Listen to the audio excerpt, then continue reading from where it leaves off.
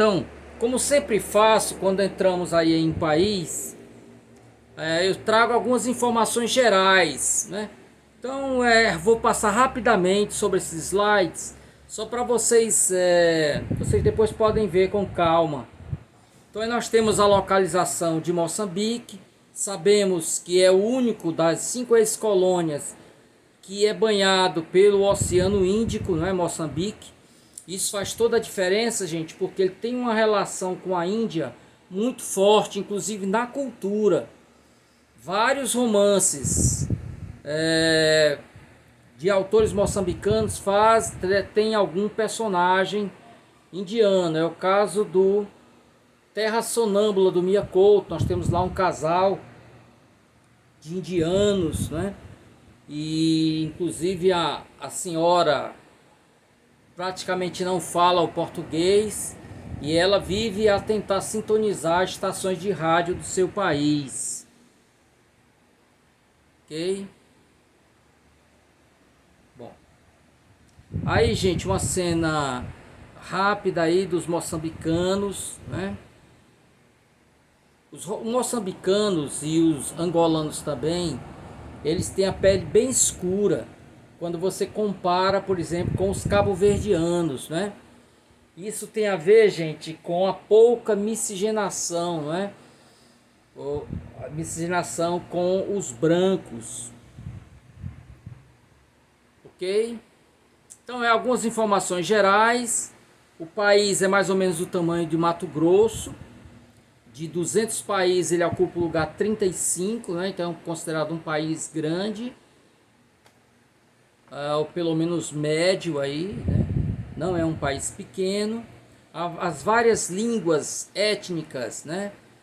As línguas étnicas, Xitsongá, Xixope, Bitongá, Xitsena, e essas línguas, gente, são ininteligíveis para nós. Eles não têm nenhuma uma ligação com línguas que conhecemos, as línguas ocidentais, né? Então, só para vocês terem uma ideia, aí eu trouxe o Pai Nosso em Xitsongá, né? Tatavaina, lá ninguém, e por aí vai, Tivene, Vitor, Ravena, Ari, e por aí vai. Você não entende absolutamente nada, a não ser a última palavra, amém, né? Pai, que é Tata, e por aí vai. Aí as principais províncias de Moçambique, pessoal, queria chamar a atenção aí para o número 7, esse número 7 que fica mais ou menos na metade do país, né? Esse 7 aí foi onde nasceu o Mia Couto, né? Ele é filho da Beira. A capital do país, Maputo, fica lá no finalzinho do mapa, né? Na parte extremo sul, né? Ou meridional, como queiram. Aí a bandeira de Moçambique, né? Você vê aí as cores aí, ó. É o vermelho, o verde, o preto e o amarelo. Esse Parque Nacional de Gorongosa, pessoal, sofreu muito durante a Guerra Civil, uma guerra civil que ocorreu de 16 anos, né? Logo após a independência. Então muitos animais foram mortos.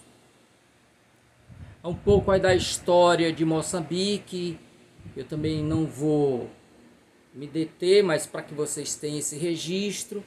Olha aí em vermelho, 1498, pessoal, portanto, antes do Brasil ser, entre aspas, descoberto, a frota de Vasco da Gama, seguindo para as Índias, aporta na costa sul de Moçambique, uma região chamada de Inharime.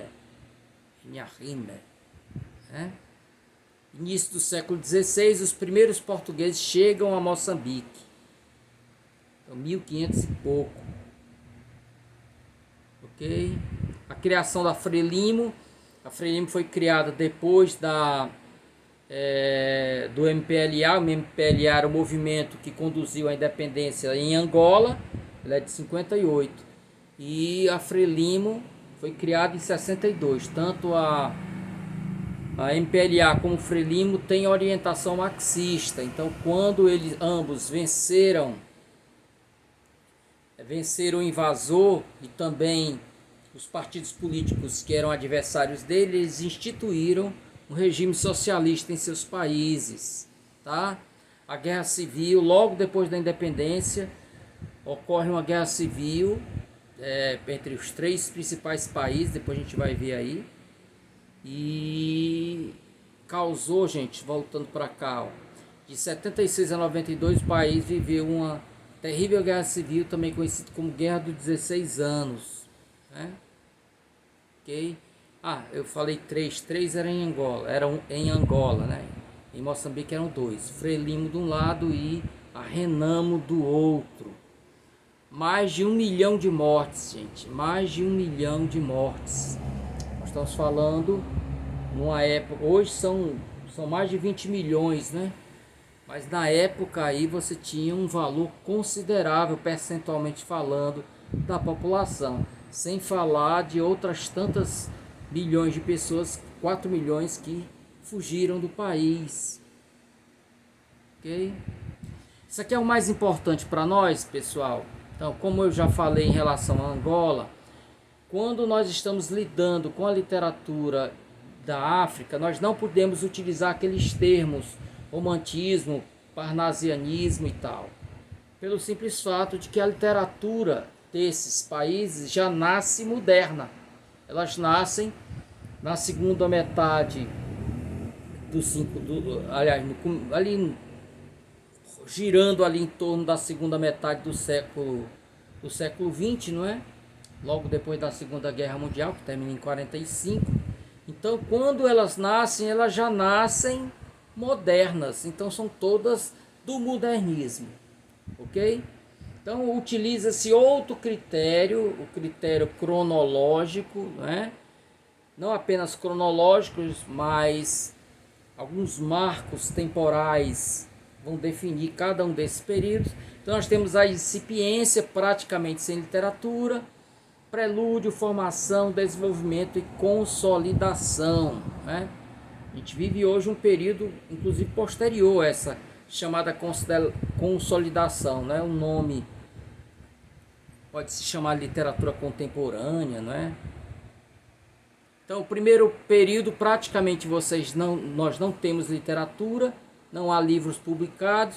O que se tem é aqui e acolá registros em jornais, em revistas literárias, né? Entre eles, a obra pessoal do moçambicano Campos Oliveira, né? Estudou direito e tinha uma ligação muito forte com a cultura popular, né? Daí, gente, esse poema dele chamado O Pescador de Moçambique, que tem toda a estrutura do nosso cordel, né?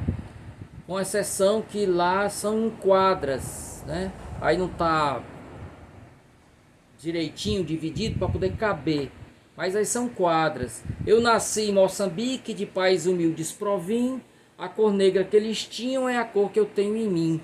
Então aí nós temos uma típica quadra, né, em que você só tem a rima aí no primeiro, no terceiro, no segundo e no quarto verso, né, os versos pares. Sou pescador desde a infância e no mar sempre vaguei, a pesca me dá sustento, nunca outro mister busquei. Então, além da dicção popular, você vê que ele elege como protagonista, né, que é ao mesmo tempo a voz poética, a pessoa que fala dentro do poema, um pescador, né? E aí ele vai falar só sobre a vida dele, as dificuldades, né? E é isso, sou pescador desde a infância e no mar sempre vaguei, a pesca me dá sustento, né? Nunca outro mistério busquei. E enquanto tiver os braços, o pai, a casquinha ali, a casquinha é em relação à jangada, né? Viverei sempre contente neste lidar que escolhi. O segundo período, gente, você já tem a publicação das primeiras obras, né?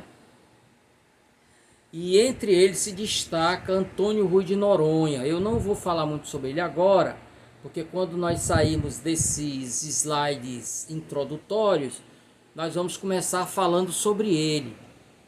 Então, o Antônio Rui de Noronha, só para adiantar, como o anterior, o Campos de Oliveira, que nós vimos, ele paga um tributo ao romantismo. No entanto, já se vê em Rui de Noronha, pessoal, os primeiros passos em direção a uma literatura realista. Ele estaria ali situado numa transição. Então você já vê o elemento de denúncia social aparecendo, ainda de maneira ingênua, como nós vamos ver daqui a pouco, quando a gente tratar deste poema aqui. Surge et ambula, né? O terceiro período, gente, que vai de 46 a 63, marca o momento de ruptura com a literatura colonial. Então, a reboque dos movimentos de independência, eles começam também a buscar um distanciamento em relação aos padrões estéticos vindo da colônia. E aí nós vamos ter uma literatura marcada tanto pelo neorrealismo como pela negritude. Sangue Negro, uma obra da Noêmia de Souza, já pelo título já anuncia esse viés negritudista. Só que o negritudismo da Noêmia de Souza, como nós vamos ver, é bem diferente do negritudismo que nós vimos lá do Jesus, tô dando uma sombra assim, acabei de vir de outra aula, né? Do Agostinho Neto. O Agostinho Neto é um negritudismo raivoso, e ela já é um negritudismo mais ecumênico, né? A par disso, gente, o fato de que ela é negritudista antes do negritudismo chegar propriamente à África. Ela lia em várias línguas, então ela já lia os franceses, já lia os ingleses. Então o negritudismo dela é chamado de intuitivo.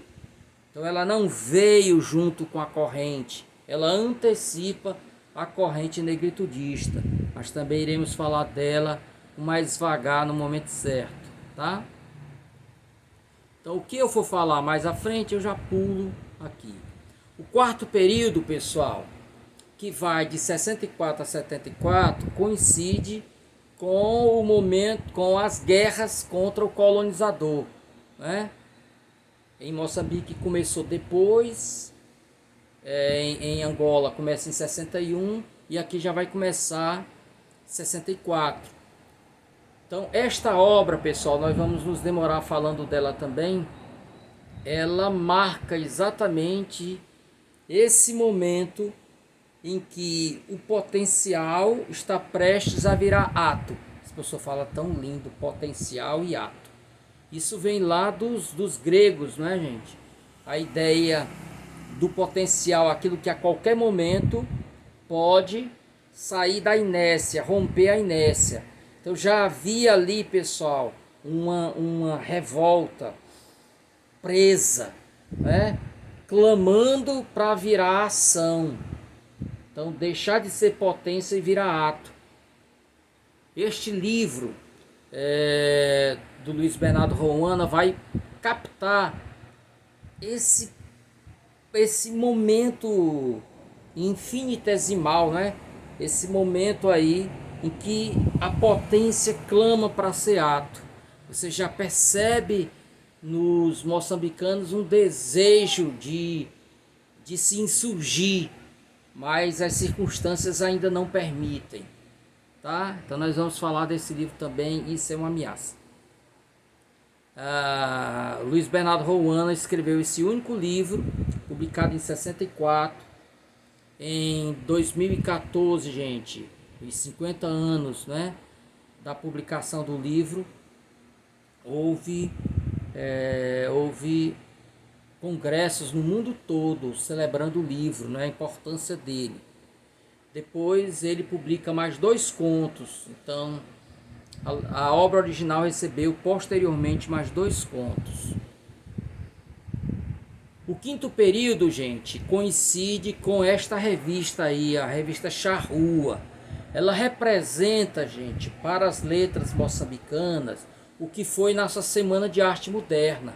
Ela vai introduzir de fato o modernismo nas letras moçambicanas.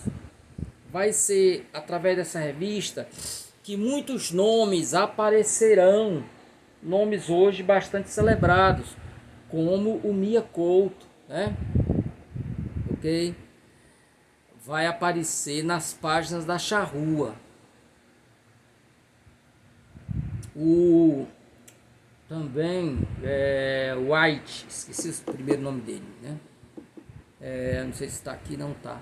White também vai surgir com essa revista aí. O nome dele não está aqui. Ok? Pulando. Bom, aqui, gente, como nós vamos falar do Miyakoto romancista e contista, eu queria só, antes de ir para frente, trazer esses poemas dele aí. Então são poemas, ele começa sendo poeta, né? Na verdade, há quem diga que ele nunca deixou de ser poeta, porque mesmo depois que ele largou a poesia para escrever prosa, ele continuou escrevendo prosa poética, né?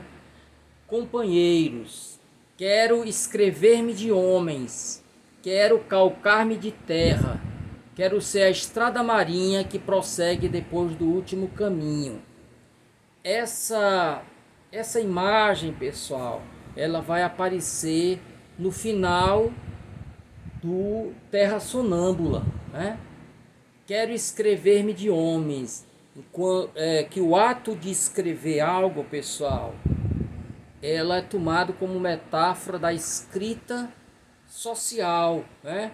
Nós escrevemos a história com os nossos atos, né? Então os nossos atos são a palavra que escreve o livro da existência. Então, escrever-me de homens é isso, é sair da palavra fria e ela ganhar essa densidade de luta, né? De luta política. Escrever-me de homem, calçar-me de terra, né? Então nós vamos ver lá no final do Terra Sonâmbula, gente, as letras virando pó, as páginas do livro virando pó, virando terra. Essa metamorfose entre o livro de papel e o livro, né? O livro da existência, o livro real, da realidade. Identidade é uma palavra muito, aliás, um tema muito presente na obra do Miyakoto, mas ele evita a palavra. Eu não sei por que cargas d'água, talvez porque a palavra tenha se gastado, né? Com os usos permissivos, né? Até mesmo quem luta contra a identidade usa a palavra como muleta, né? Então a obra dele sempre pessoal, uma tentativa, né, de espelhar, né, o ser moçambicano, a moçambicanidade, né? Ao mesmo tempo, um esforço de dar àquele país, né, uma chave para os entendimentos, né? A ideia, a percepção de que só se constrói uma identidade numa pluralidade. Eu sempre a imagem, pessoal, da colcha de retalhos, né? A unidade que nós chamamos de colcha de retalhos é formada por quadrados amarelos, círculos azuis e coisas que o valham. São vários pedaços de cores diferentes compondo a unidade. Então esse esforço está nele, porque ele viu a batalha de 16 anos e que moçambicanos mataram moçambicanos. Ele vê ainda que a questão da força tribal, ela às vezes ainda soa como um impedimento para a construção de um país, né? Então são países que ainda estão sempre a um passo, gente, da desintegração, da retomada da luta. Isso esteve muito perto. Há alguns anos, Miyakoto foi chamado para se exilar, porque estava na iminência, gente, de um novo golpe de Estado. E muitas vezes esses golpes de Estado são capitaneados por etnias. Uma etnia conduz a tomada do poder, desrespeitando a eleição popular. Identidade.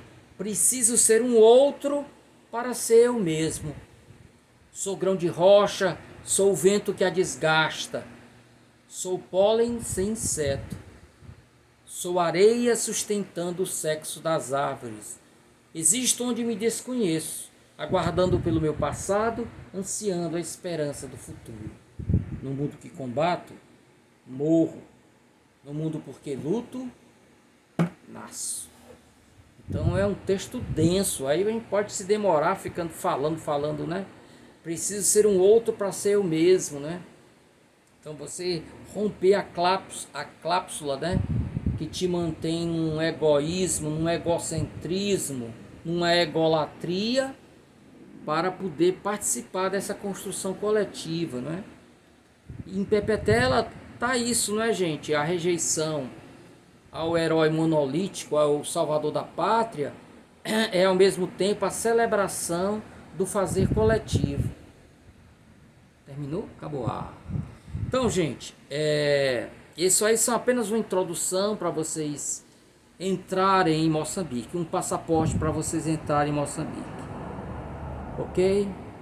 E aqui chegamos, gente. Eu dividi os slides, além da introdução, mais 3 slides que nós veremos. Um hoje, né?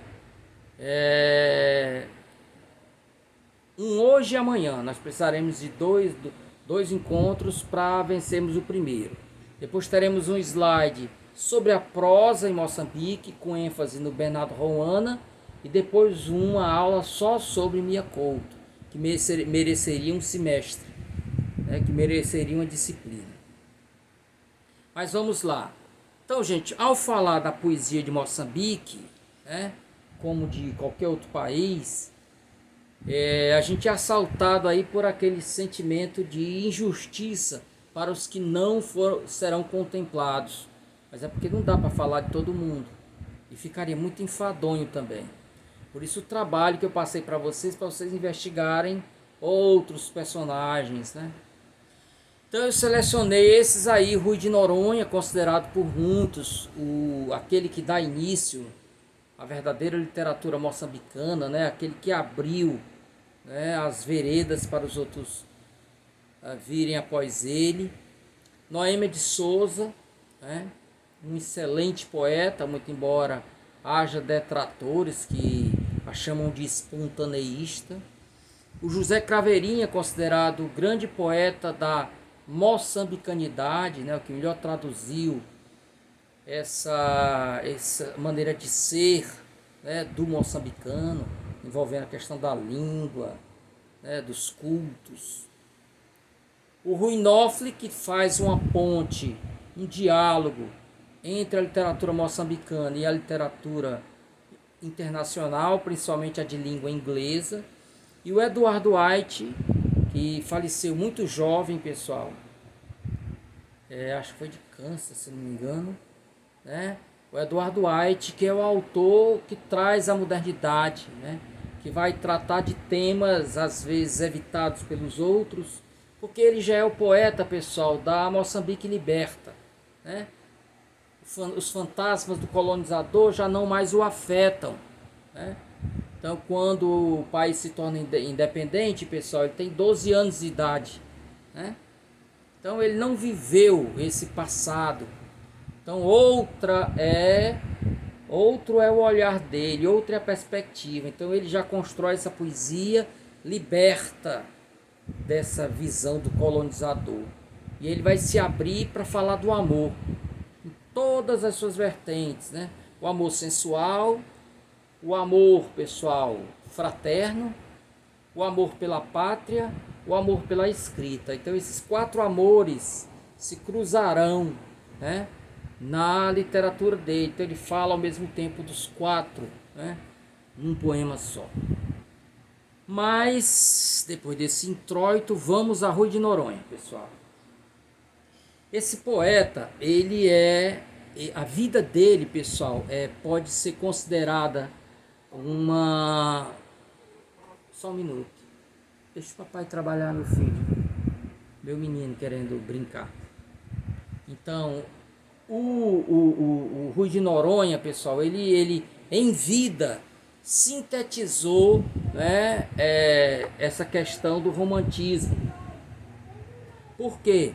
Ele se apaixonou por uma jovem, provavelmente branca.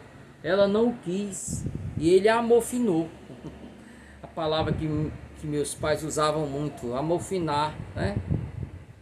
É a pessoa se deixar, hoje se chamaria de depressão, né? Então ele se deixou vencer pela melancolia e tal.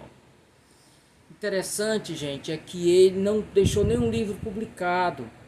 Só depois que ele morreu, o professor de francês dele juntou os poemas que ele escreveu, principalmente no jornal Brado Africano e outros jornais, e aí produziu o primeiro livro dele, que depois ganhou novos poemas, foi aumentando de tamanho.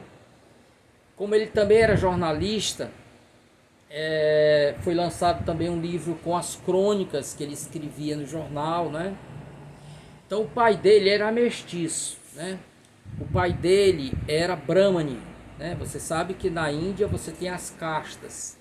Além das classes sociais, você tem as castas, né? A religião entende isso, não é? Que nesse movimento de sucessivas reencarnações você vai se aperfeiçoando. Então você de alguma forma nasce numa casta para pagar pecados de uma outra encarnação. Então ele era de uma da casta alta, o pai dele, né? A casta sacerdotal. E a mãe dele era moçambicana, né? Então ele é mestiço. Ok? Que mais, gente?